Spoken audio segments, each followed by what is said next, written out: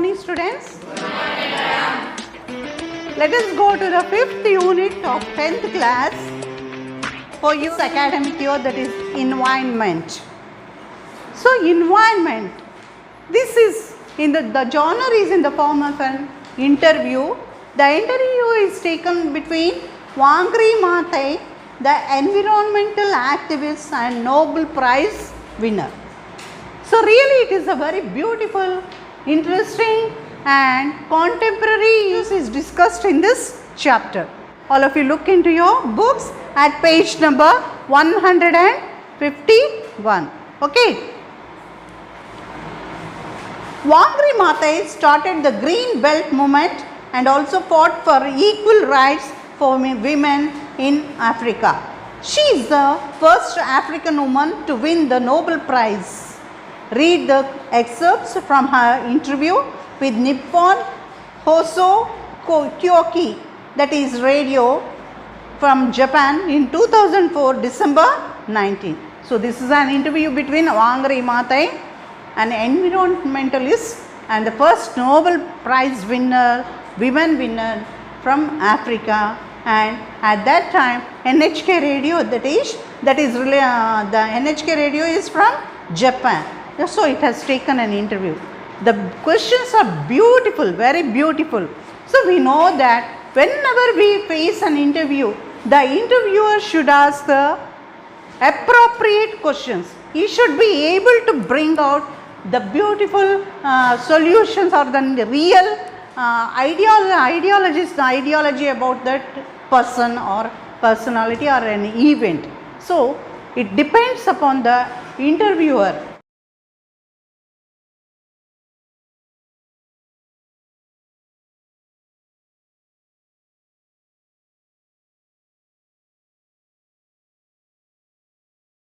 Questions. Now let us go to the conversation or the interview. So the first question is asked by NHK Radio Japan. He is asking the interviewer asking Wangari Maathai, how did you become aware of the environment? See, the question is very simple and deep. So he is asking the question to Wangari Maathai, how did you become aware of the environment? So look at the answer. The question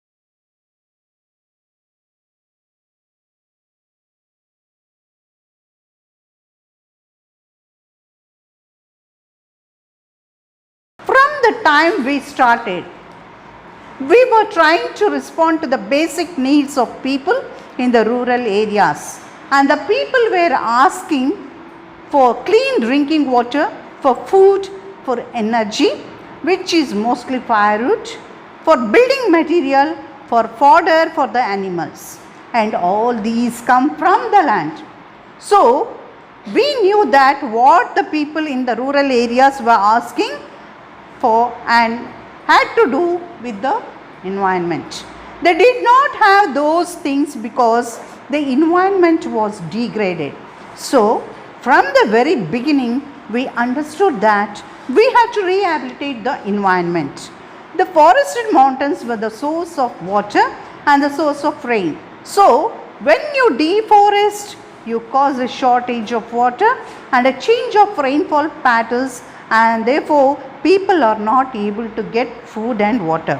Therefore, in order for them to have good environment that can sustain their livelihoods, it is important to have a government that accounts to them, that protects them, that protects their interests, that is concerned about their lives. Now students, what do you understand? What is the important things you have understood in this paragraph? What is the important thing you understood in this Wangari Maathai What is that?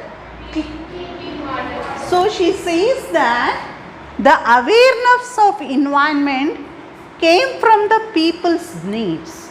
Came from the people's. What were the needs? Clean drinking water. Clean drinking water. Next. For energy.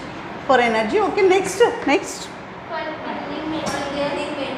For Building materials. for building materials. Say loudly. Fodder. Yes. Fodder. Fodder of the animals. And where do we get all these things? Clean drinking water? From rain. We know that drinking water, it comes from rain. So when do we have sufficient rain? When there is a balanced type pattern of rain? When there is forest. When there is forest.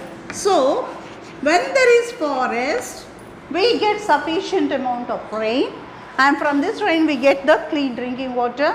Along with clean drinking water, we get building materials.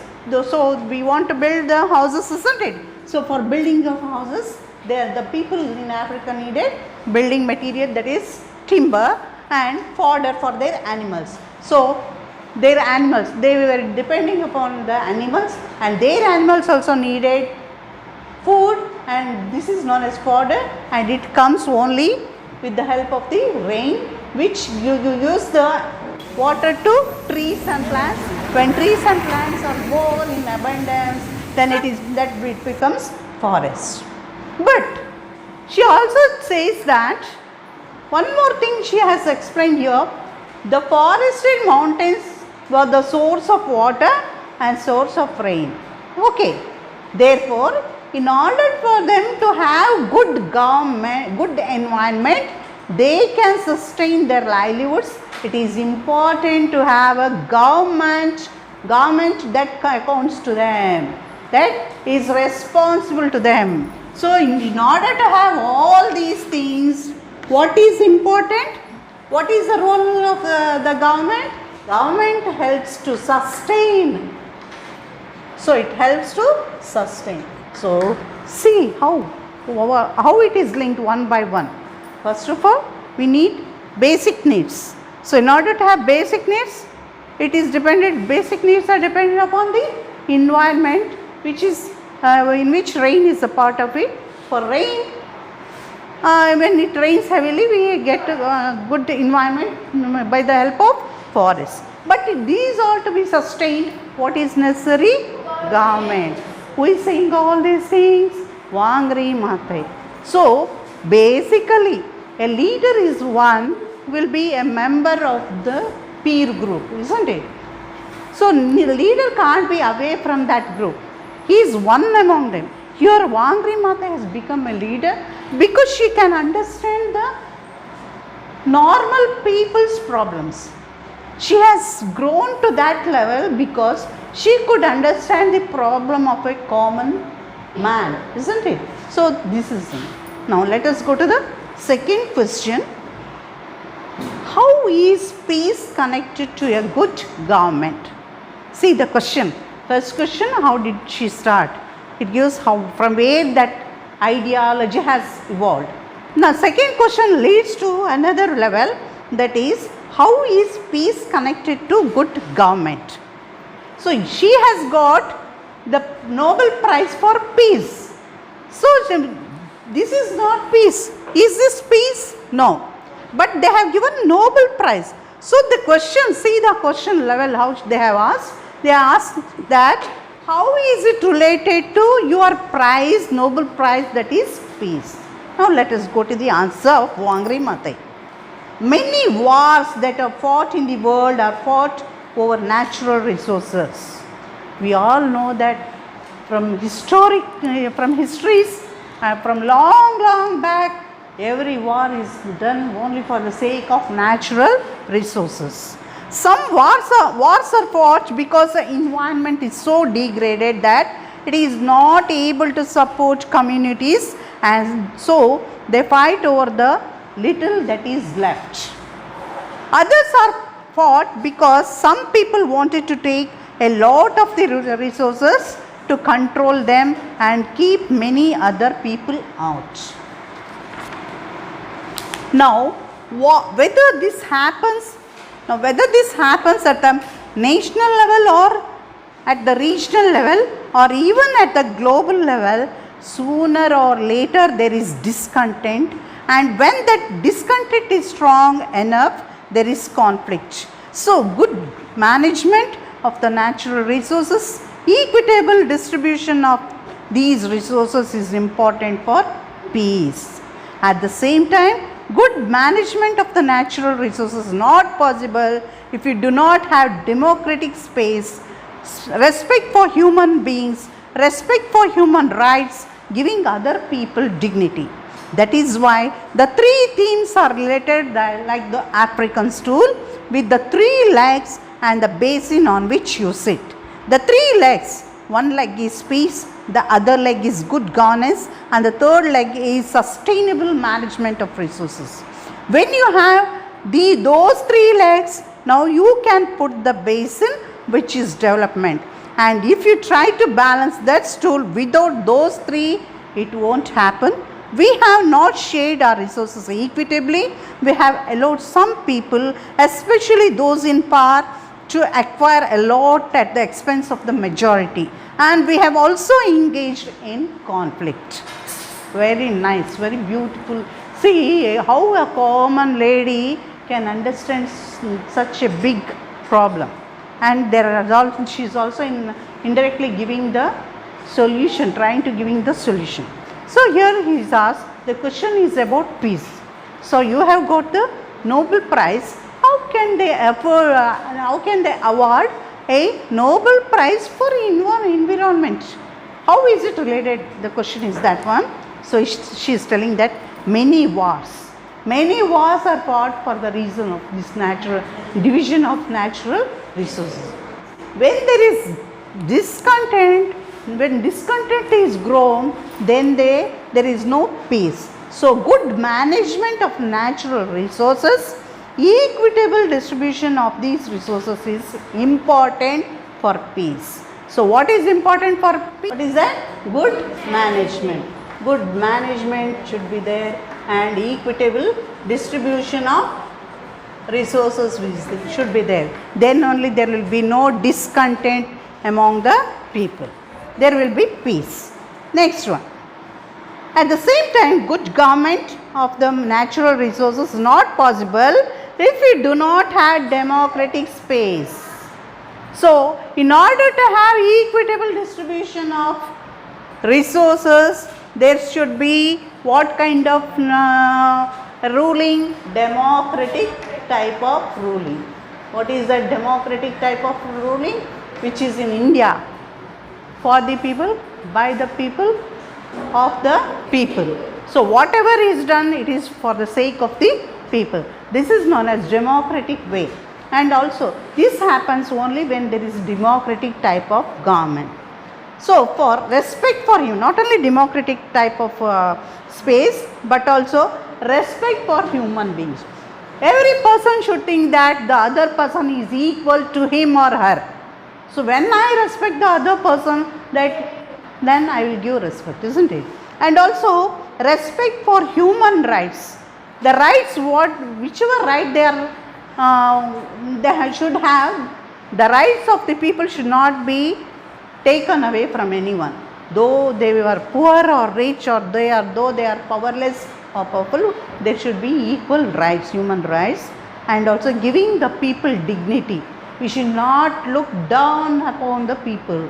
We should not. So what are the things necessary? Democratic type of government, respect to other human rights. The three themes are related. Three themes. What are the three themes?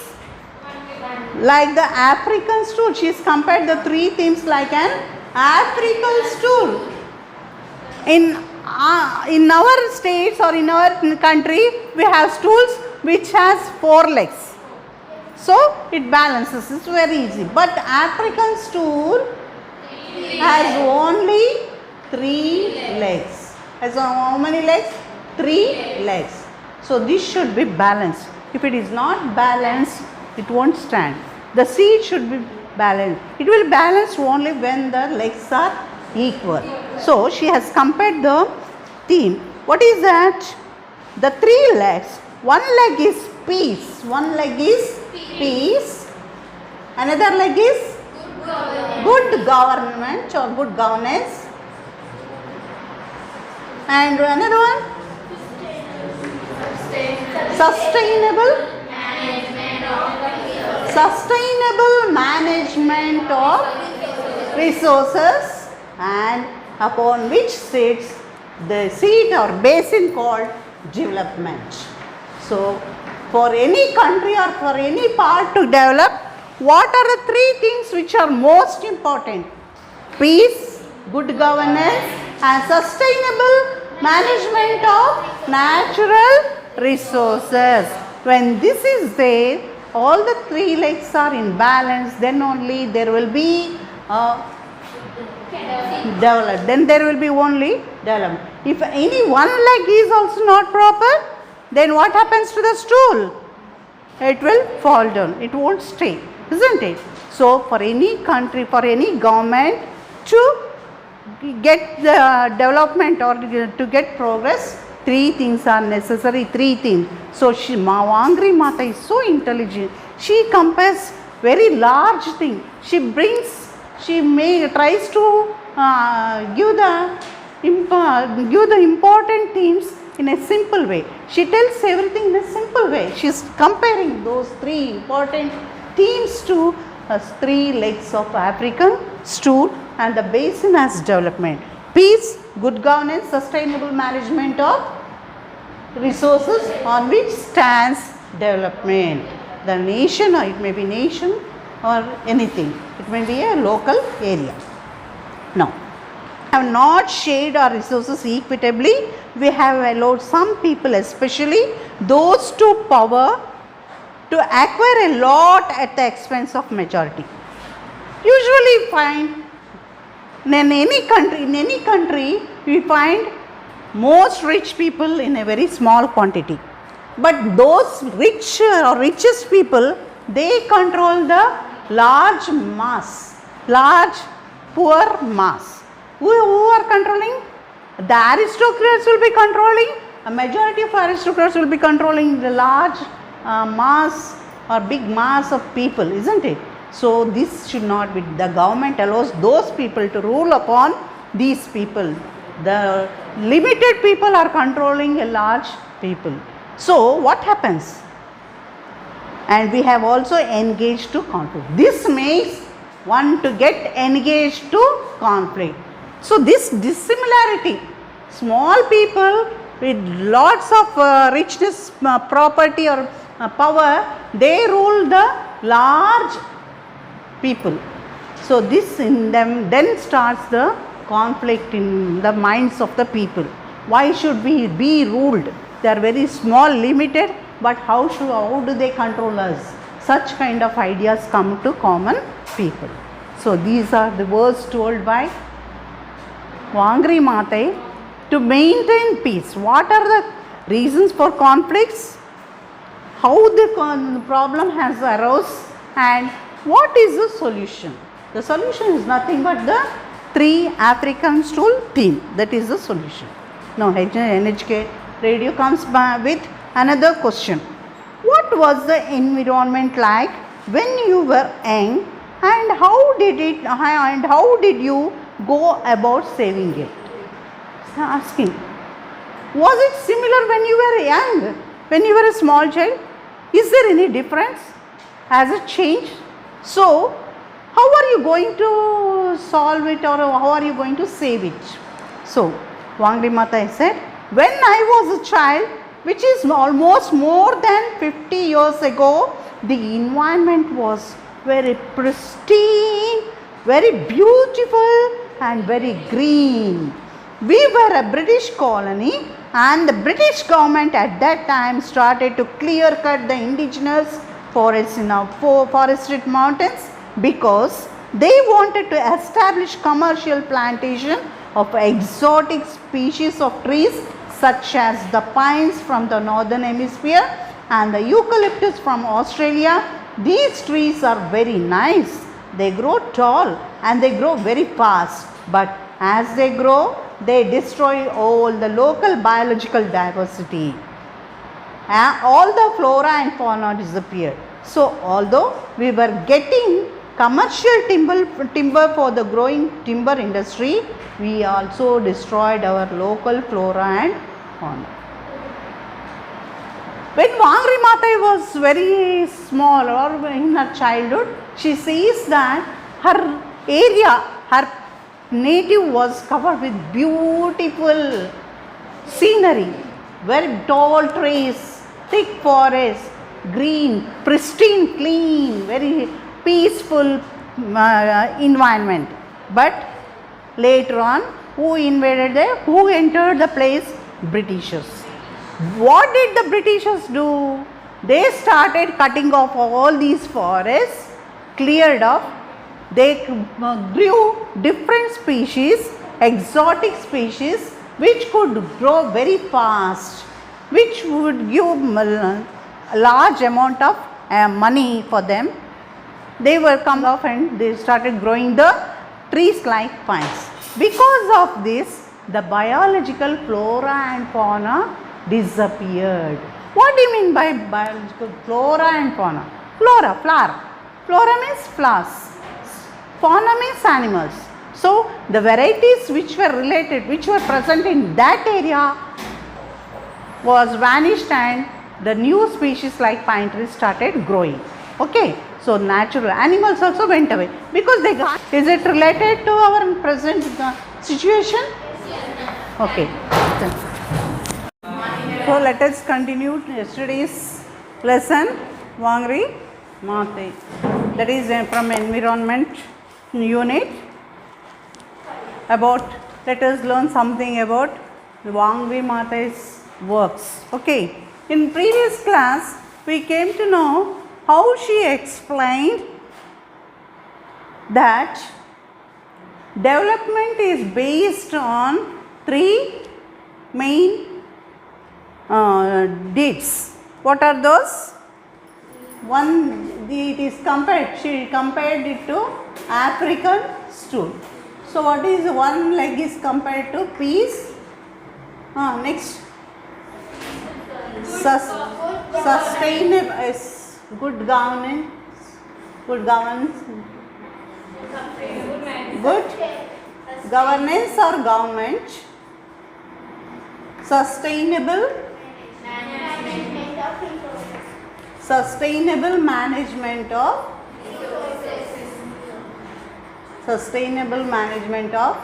resources. So, when these three legs are properly placed, then what we can observe? We can observe the all-round development of a nation or a place. So, this is compared to development, or this basin is compared to development.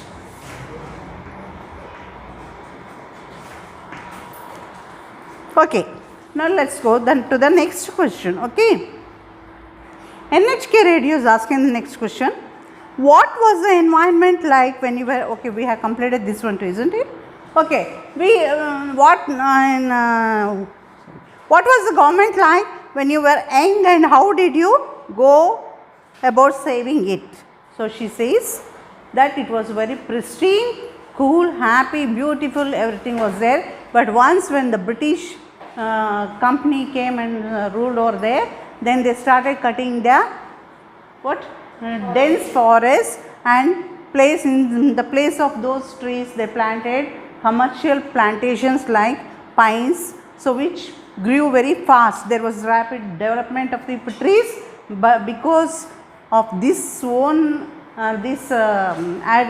principle, they cut off all the trees. And so, when they cut off the trees, the forest reduced and the flora and fauna also disappeared. So, although we were getting commercial timber for the growing timber industry, we also destroyed the local flora and fauna.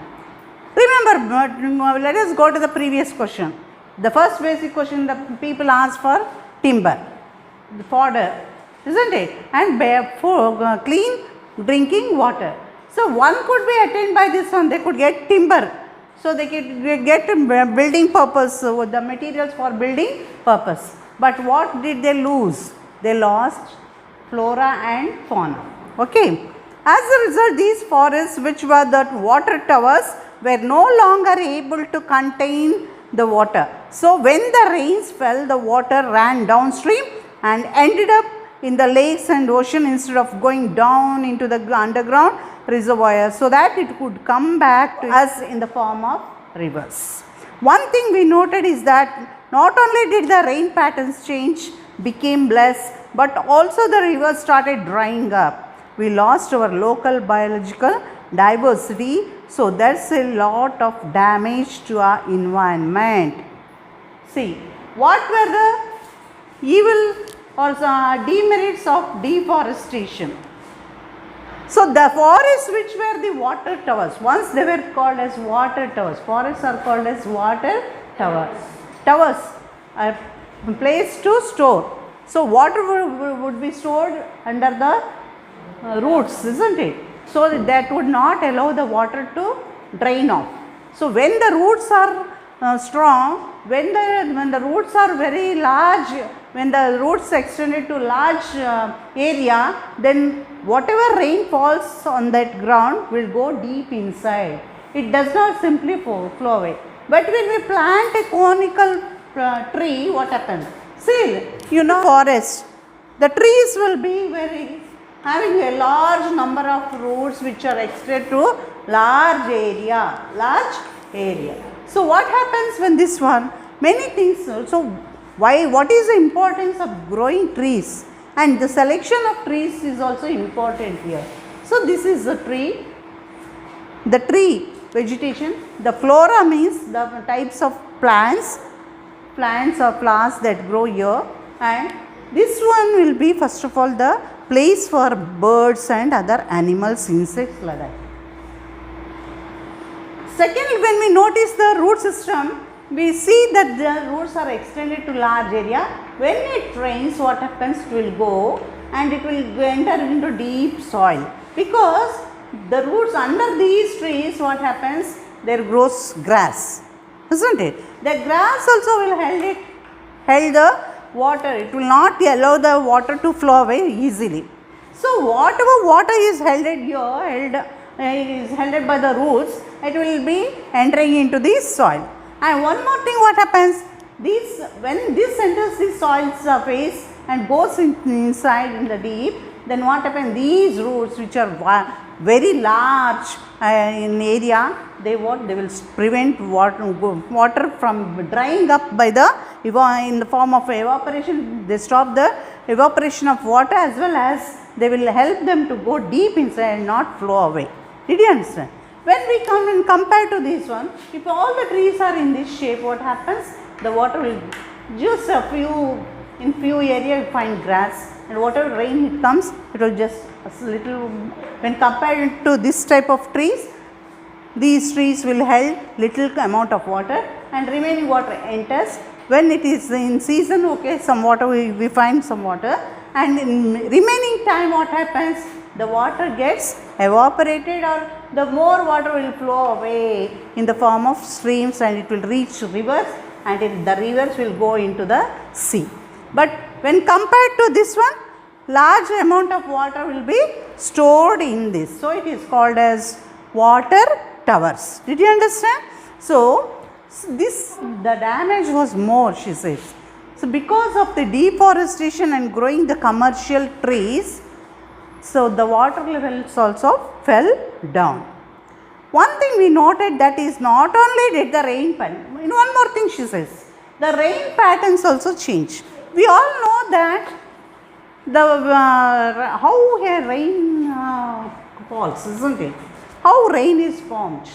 So we know that all the water from the land surface or surface get evaporated, and they will be condensed. They will be condensed in form of clouds, and when the clouds are very thick, then up to nearly 25 kilometers of that area, then only because of that heavy density, what it will drop in the form of rain. So when the environment is cooler, more cool, then the evaporated vapor will change into, it will be condensed into clouds, isn't it? Otherwise what happens? These, if the such trees are there will be a lot of shade. Now the environment will be very cool, the climate will be very cool, the temperature of in this area will be very cool. So what happens? There are more chances of water, whichever water gets evaporated, to condense in the form of clouds. Again such clouds will be hanging one below the other, or like that they will be gathering, and so the density increases of the clouds. And when the density, when this space or this area extends nearly more than 20-25 kilometers of clouds, then it will fall into rain. But here what happens? The conical trees, there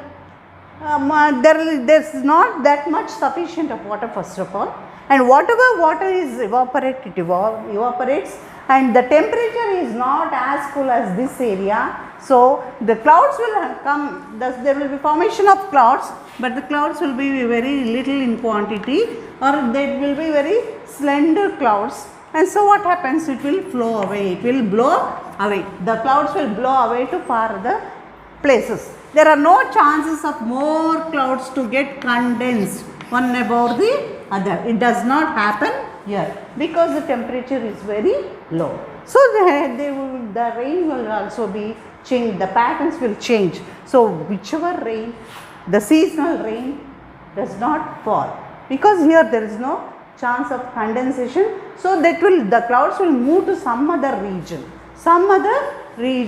and where there is dense forest, then it will change into rainfall. But this one, when the rain comes, but rain falls, but it is only when the season change, that is winter.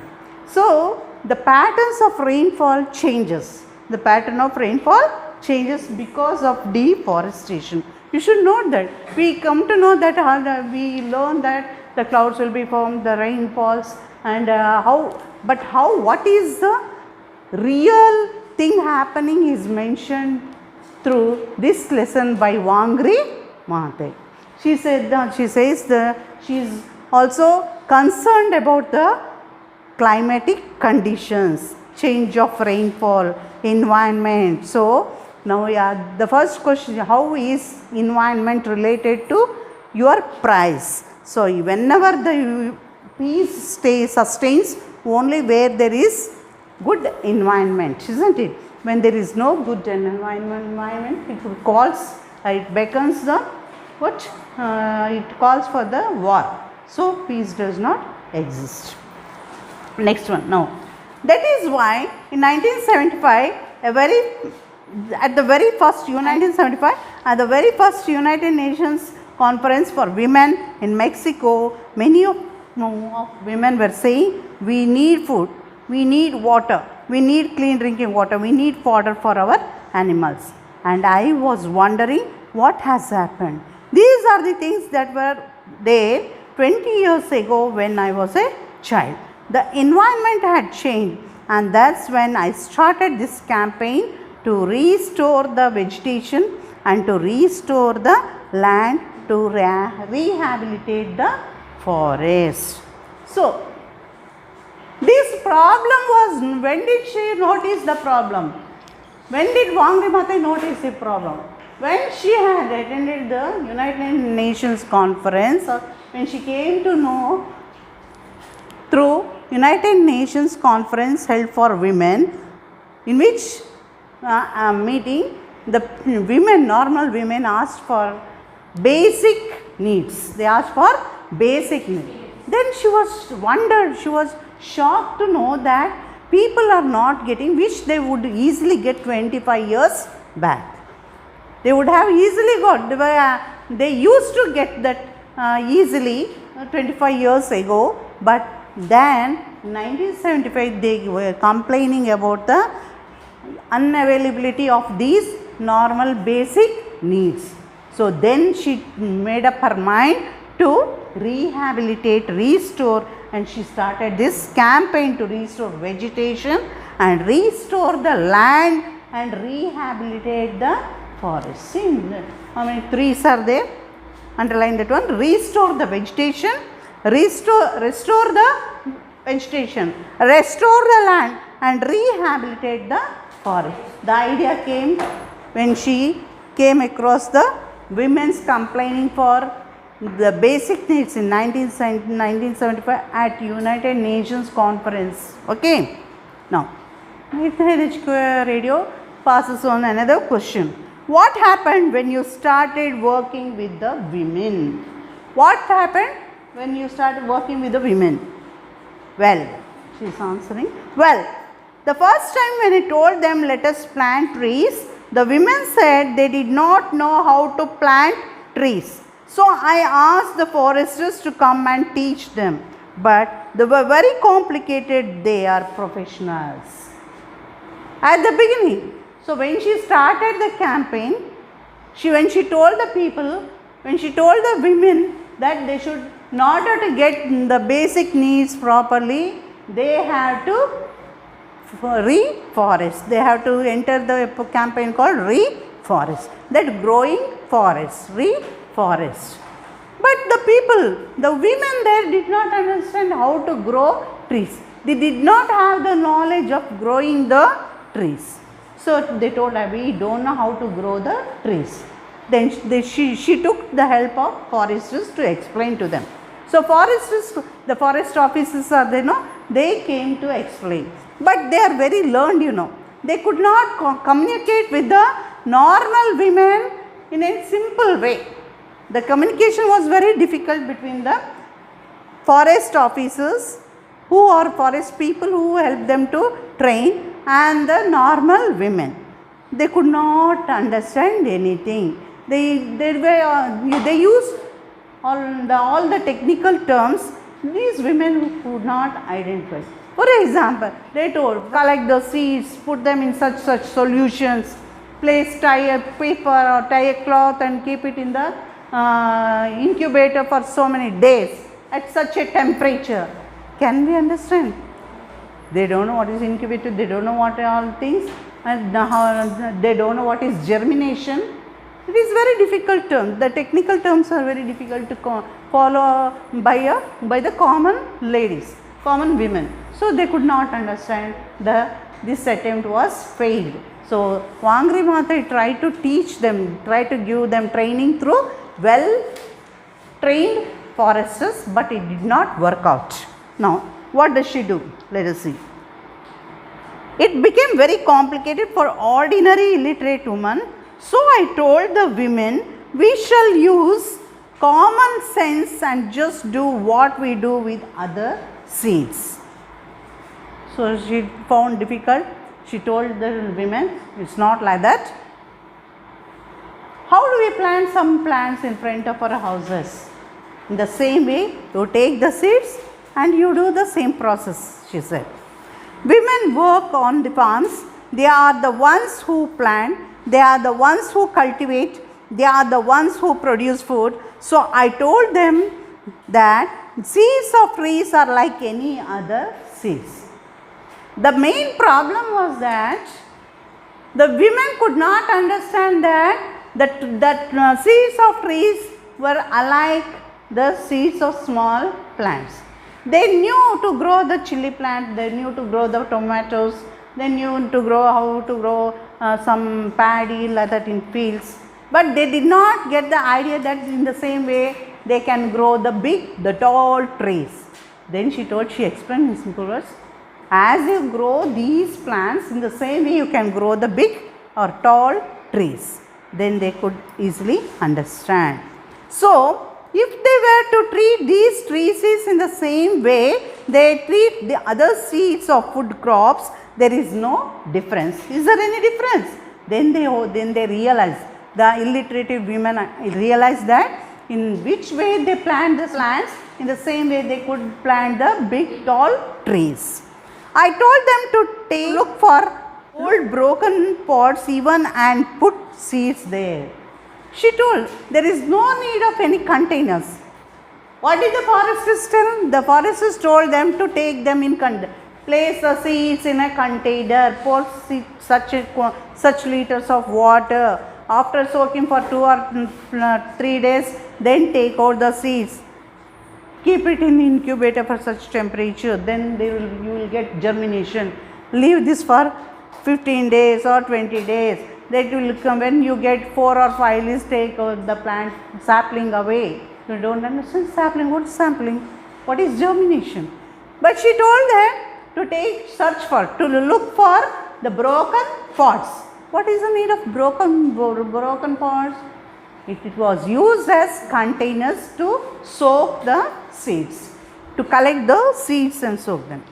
They will germinate and they will know these are the seedlings from the seeds they planted, and give them plastic bags to be able to put those seedlings and to nurture them, and when they were about half a meter long, then they could go and transplant them on their farms. She told the women to search for broken pots and told them to collect the seeds and place the seeds here, put some water.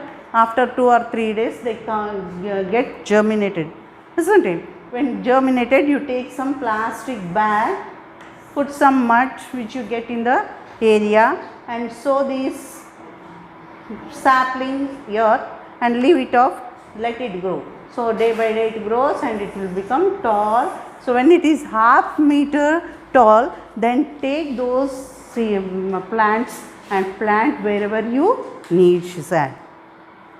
In the beginning, it was difficult, but they soon gained confidence and they became very competent foresters. So I call them foresters without diplomas. So forester, in order to become a forester, we need a diploma, or we need to learn some course. So these were, she called them as foresters without diploma, because they worked like foresters. They were very efficient, they were very competent once they learned how to. So who are foresters without diploma here? The illiterate women of South Africa. So where Wangari Maathai taught them to taught them reforestation method. So who are the foresters without diploma? The illiterate women of South Africa, to whom Wangari Maathai taught reforestation method. Why do you think they responded so well to your message? So we all know that any work to be successful needs a teamwork. It needs a teamwork. When whole team works, the success rate will be more.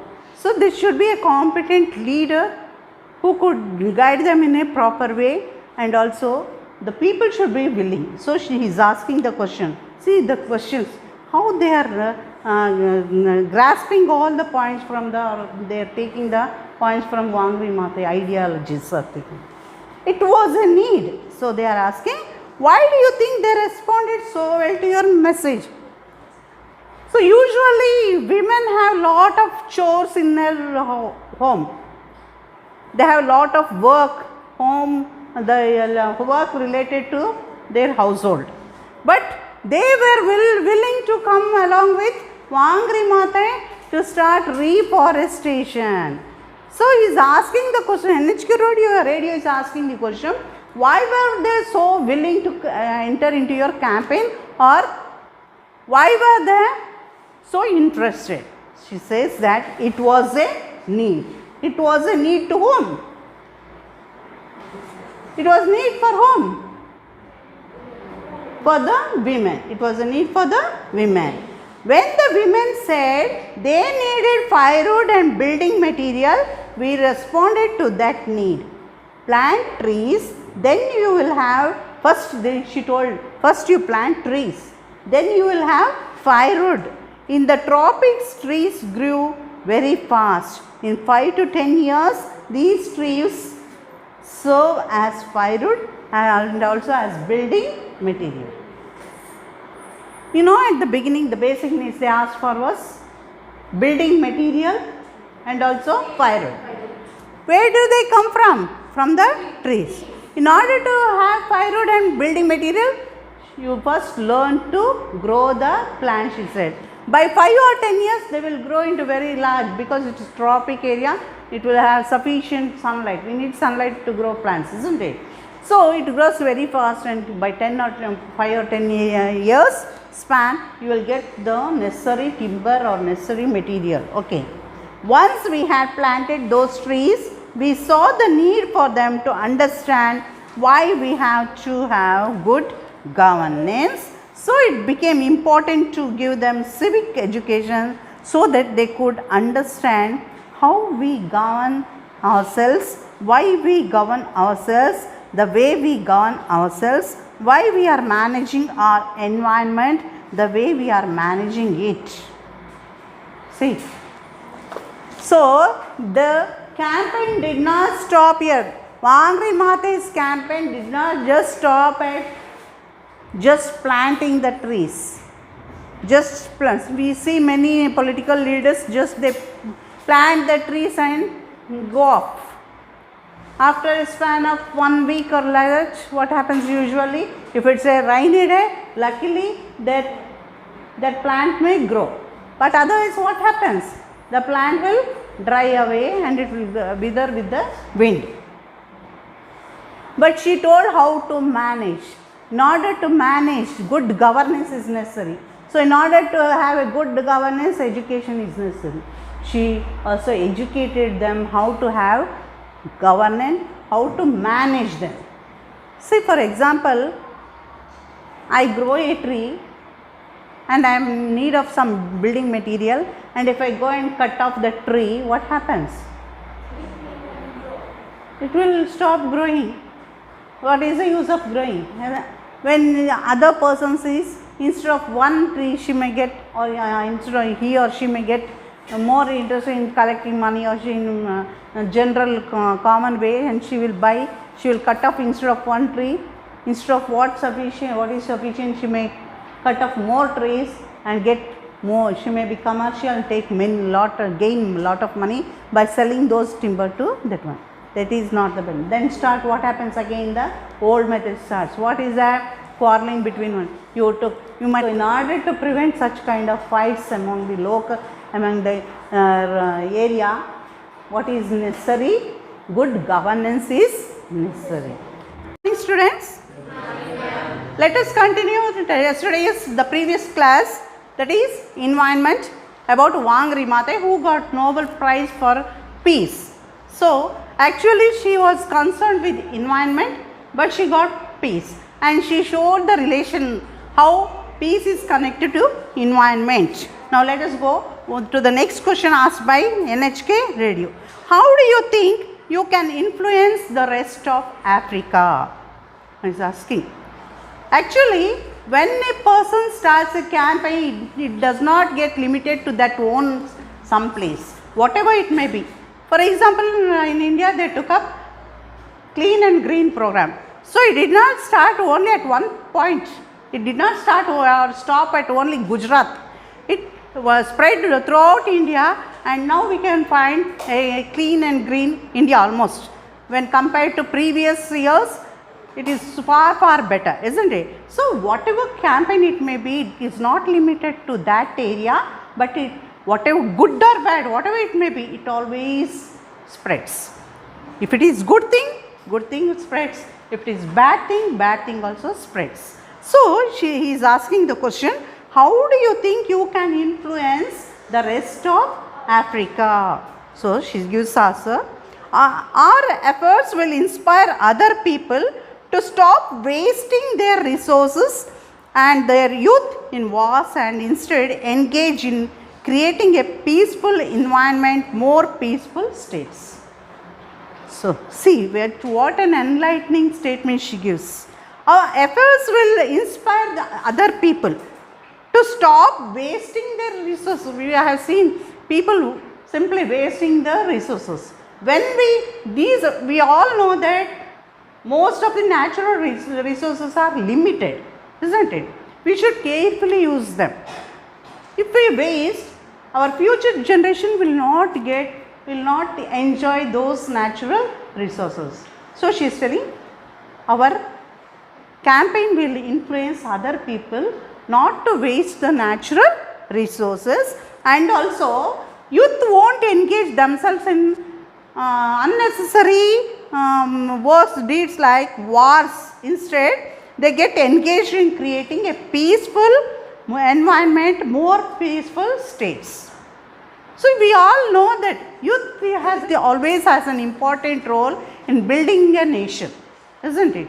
So whichever way the youth leads, in the same way the country leads, isn't it? So when youth does not engage in unnecessary fightings or unnecessary wars, they will be more creative. They will use their complete energy in something, creating new thing, isn't it? In such way, we will influence the people. This is the result of our campaign, she says. So first of all, the people will understand to use carefully the natural resources, not wasting them. How does it influence? Means first thing is the people will learn to use natural resources, not wasting them, so that it will be preserved to their forthcoming generation. And second point is that the youth will not waste their time in simply fighting or in wars. The youth don't waste their time in wars, because the strength of youth are very great. The strength of youth is very great. So they should be in a constructive way. They should not be in a destructive way, isn't it? At present what happens? The youth who are engaged in destructive manner, they will change into constructive way. So they will be engaged. So in this way, her campaign helps me remain in South Africa. We know that in South Africa people are very poor. There should be a guidance, proper guidance. When there is a proper guidance, usually youth what they do, they will go in a constructive manner. Otherwise, they will be always doing some mischievous things. They will be harmful. They don't think about this society. They will be thinking only on themselves, isn't it? So in this way, she is telling that our campaign influence. I am very happy about the fact that now in Africa, you see new efforts of ensuring that Africans engage in dialogue, that they invest in peaceful negotiations for conflicts, that we manage our environment. Instead of fighting, now the youth she is telling that the majority of Africa has changed into a peaceful way. They are talking. Instead of going and attacking them, they are coming into a decision how they should manage. They are going in a smooth way. They are discussing their problems and they are finding out the solution instead of fighting. So the peace has been maintained.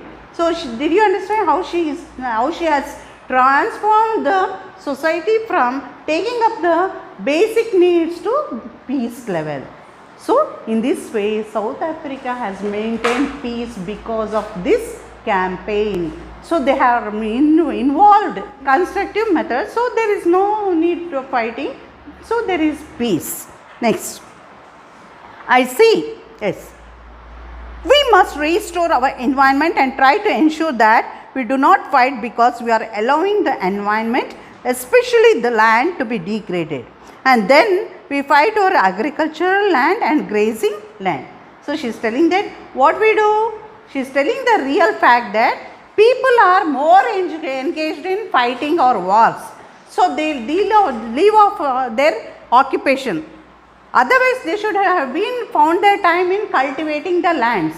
Did you understand? Usually what should they do? They should use their time for cultivating the lands.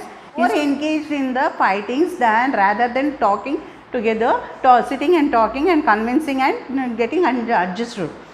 So what has happened? The agriculture land has been degraded because they are involved in fightings, they are involved in killing, they are involved in what all wars, and so what happened? There is no time for looking after their agriculture or crops. So the land has been degraded. When you don't look after the land, cultivation land for long time, what happens? It will change, become degraded. So Only limit. Again what happens? Most of the land is left as forest area, or it is not cultivated, and the remaining part they are fighting. This is avoided. She is telling this can be avoided by negotiating, sitting down and discussing the problems and getting the solution. This is the thing happening now when compared to the past. Now, I see a lot of hope in what is happening in Somalia, what is happening in Sudan, what is happening in West Africa. I see a lot of African leaders encouraging each other to engage in dialogue. What is the one thing we can do? Ultimate, the final question is asked by NHK Reddy. What is the one thing we can do, whole community, mankind can do? She is saying the answer. Wangre Mata is saying, for me, my greatest activity is to plant a tree. So beautiful. Always big words, big things happen by little words. Big things happen with little words. To plant a tree. Simply she said, simple, a phrase she said, to plant a tree. What can we do? How can we bring a change? She said, for me, my greatest activity is to plant a tree. I think that tree is a wonderful symbol for the environment. What is the symbol for environment? Tree. Tree is the wonderful symbol for the environment. And when we plant a tree, we plant a hope. By planting a tree, what is planted? We plant a hope. We plant a hope. Belief. Hope means belief. Just you think that just planting a tree is not just planting a tree. It is nothing but planting a hope. You are nourishing hope. You are keeping faith in hope. You are getting more hope. Okay. So, we plant the future for ourselves. By planting a tree, what things happen? Look here. We plant the future. We are planting not just planting the plant, sapling, but instead it is the future for ourselves, for our children, for the birds. We plant something that will last long after we are gone. So superb, very wonderful, very simple. Simple but high thinking. Simple words but makes a high thinking, isn't it? What is she saying? We plant something. How long do we stay? Just a matter of 50 hours or 50 years or 70 years or maximum 100 years. Some people may live at up to 110 years. But after that one, we will be going on. We will die. But what remains there? The tree which are planted. That you might have seen the tree which is on the roadside.